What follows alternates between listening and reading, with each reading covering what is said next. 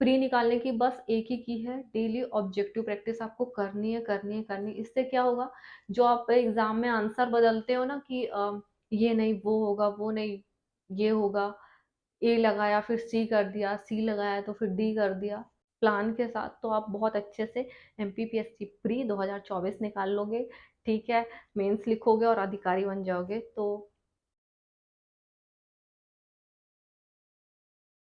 Hey everyone, welcome and welcome back to my new video. तो आज का video आपकी तरफ से रिक्वेस्टेड वीडियो है और आपका ये कमेंट मुझे काफी अच्छा लगा कि 2 महीने में एमपीपीएससी प्री 2024 कैसे निकाले। तो यही वीडियो मैं आपके लिए लेके आई हूँ कि एमपीपीएससी प्री 2024 2 महीने में कैसे निकाले। तो मैंने बहुत अच्छे से डिवाइड कर दिया आपके लिए कि आपको कैसे कैसे पढ़ना चाहिए, और अगर आप वैसे करेंगे और आपके पास क्या क्या होना चाहिए एग्जाम निकालने के लिए, तो आप बहुत इजीली और बहुत अच्छे से प्री निकाल पाएंगे। और अभी इनफ टाइम है, अगर आपने अभी तक कुछ भी नहीं पढ़ा है तो भी आप बहुत अच्छे से निकाल सकते हैं। ठीक है, इससे पहले भी मैंने कई सारे स्ट्रैटेजी वीडियो बनाए हैं, लेकिन अभी फिर से सिलेबस चेंज हुआ है, तो उसके अकॉर्डिंग 2024 में आप प्री कैसे निकाल सकते हैं।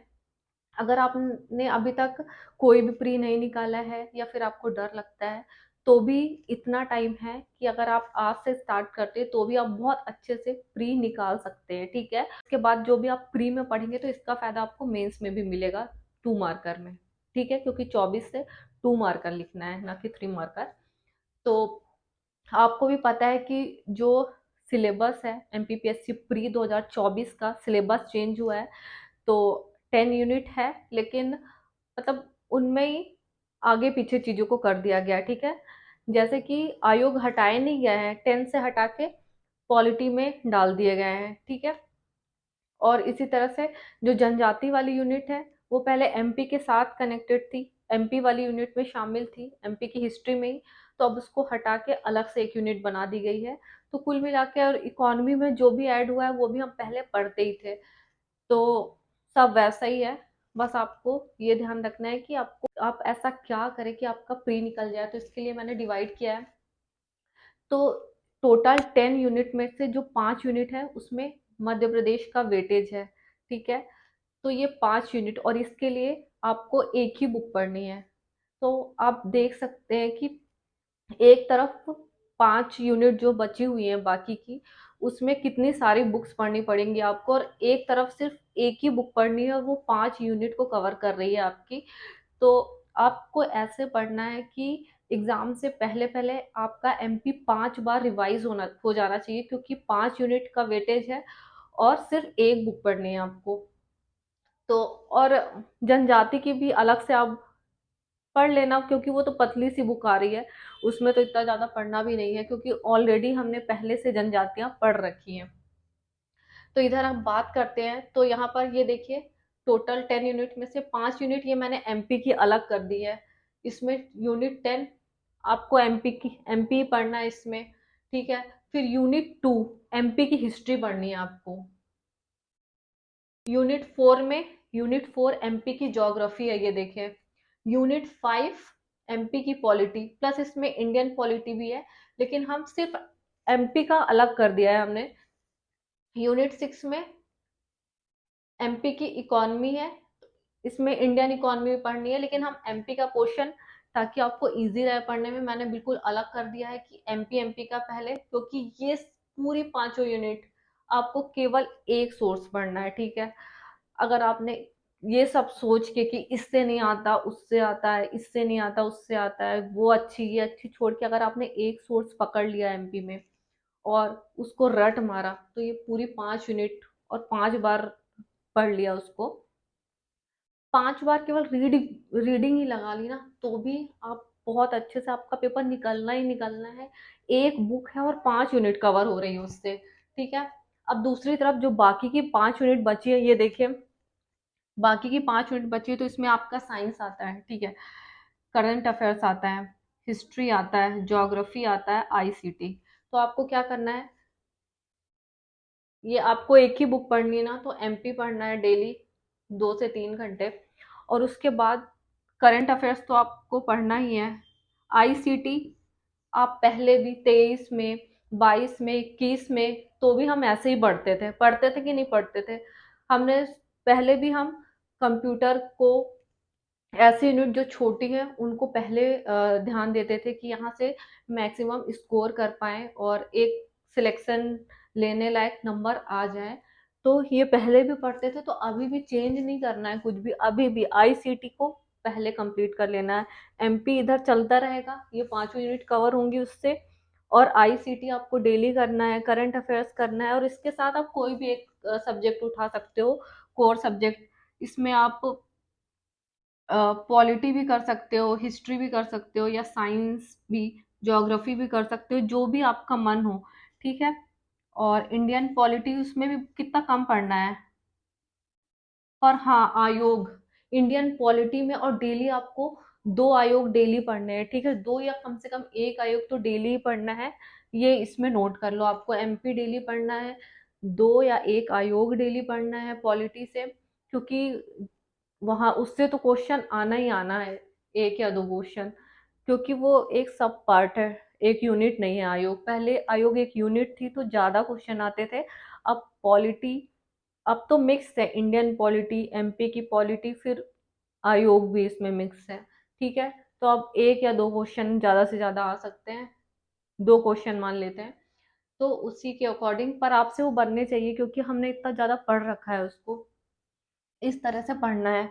ये तो पढ़ने की बात रही, लेकिन एग्जाम सिर्फ पढ़ने से नहीं निकलता, कितना भी पढ़ लो, कितना भी पढ़ लो, एग्जाम कैसे निकलेगा?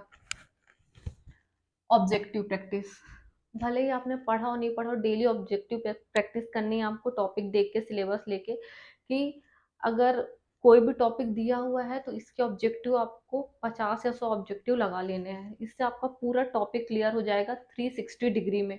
ऑब्जेक्टिव प्री निकालने की बस एक ही की है, डेली ऑब्जेक्टिव प्रैक्टिस आपको करनी है, करनी है, करनी है। इससे क्या होगा, जो आप एग्जाम में आंसर बदलते हो ना कि ये नहीं वो होगा, वो नहीं ये होगा, ए लगाया फिर सी कर दिया, सी लगाया तो फिर डी कर दिया, ये आप नहीं करोगे, क्योंकि आप पहले ही इतनी ज्यादा प्रैक्टिस कर लिया होगा आपने कि बाद में आप आंसर नहीं चेंज इसके बाद एक कॉपी बनानी है, आपके जो भी क्वेश्चन गलत होते हैं ऑब्जेक्टिव करते टाइम, उन गलत क्वेश्चंस को लिखते जाना है कॉपी में, ताकि जो आपकी वीकनेस है वो आपकी स्ट्रेंथ बनती जाए, और उनको डेली रिवीजन करना है कि ये गलत हुए थे तो वो आपसे बनने लगेंगे, जो आपसे बनते हैं वो तो बनते ही है, लेकिन जो गलत हुए हैं वो भी आपसे बनने लगेंगे। लूसेंट आपको डेली पढ़नी है 1 घंटे, ठीक है, अभी से पढ़नी है। बहुत सारे लोग क्या करते हैं कि एग्जाम से पहले बहुत डिटेल में पढ़ते रहते हैं, और फिर पेपर के 1 हफ्ते पहले वो सोचते हैं कि अब लूसेंट रिवाइज कर लेते हैं, क्योंकि इसमें तो कुछ नहीं, पर बहुत इंपॉर्टेंट बुक है, तो आपको लूसेंट पहले से ही पढ़नी चाहिए, क्योंकि बहुत सारे लोग फिर डर जाते हैं उसके फैक्ट देख कर और बोलते हैं कि हमको याद नहीं होती है। तो उसके लिए क्या करना है, आपको अभी से प्रैक्टिस डालनी है लूसेंट पढ़ने की, और अभी डेली पढ़ना है आपको लूसेंट 1 घंटे। और जहां से भी, जिस टॉपिक से ऑब्जेक्टिव लगाते टाइम आपके क्वेश्चन गलत हो रहे हैं, उस टॉपिक को आपको रिवीजन करना है ज्यादा से ज्यादा, और उसको जो क्वेश्चन गलत हुआ था उस पॉइंट को, उसके आसपास के पॉइंट को अच्छे से देख लेना है, और एक सेट टाइम टेबल फॉलो करना है, क्योंकि अगर आप टाइम टेबल फॉलो नहीं करोगे तो कभी ऐसा होगा कि आज सिर्फ आपने पढ़ाई की, या फिर कभी ऐसा होगा कि आपने उस दिन पढ़ा नहीं, सिर्फ ऑब्जेक्टिव लगाए। जब आप टाइम टेबल फॉलो करोगे तो उस दिन आप पढ़ाई भी करोगे और आपको ऑब्जेक्टिव लगाने का भी टाइम मिल जाएगा।